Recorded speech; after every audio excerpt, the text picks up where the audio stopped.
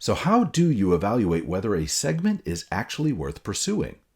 Marketers use 5 criteria, and think of them as a checklist, not a guarantee, but a disciplined way to stress test a target market before you commit resources to it.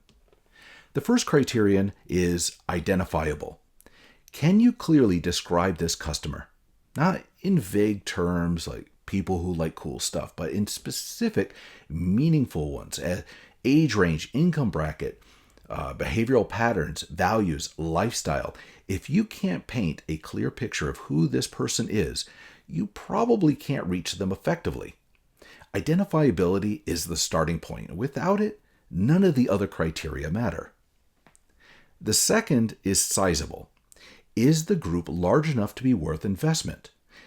This is where a lot of exciting niche ideas run into reality. You might identify a beautifully specific segment, but if it only represents a fraction of a percent of the market, the revenue potential may not justify the cost of reaching them. A perfect niche that generates no meaningful revenue is still a bad target market. The third is stable.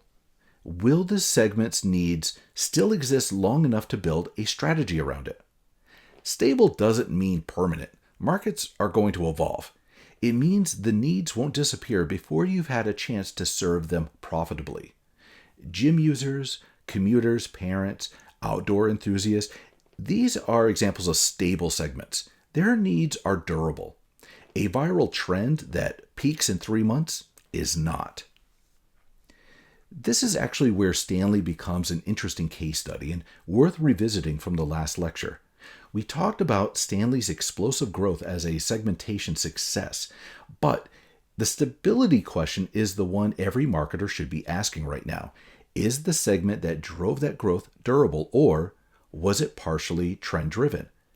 Stanley's leadership is clearly betting on durability. They're expanding colors, building community, deepening the brand. Whether they're right is a live question. That's what real marketing looks like. The fourth is accessible.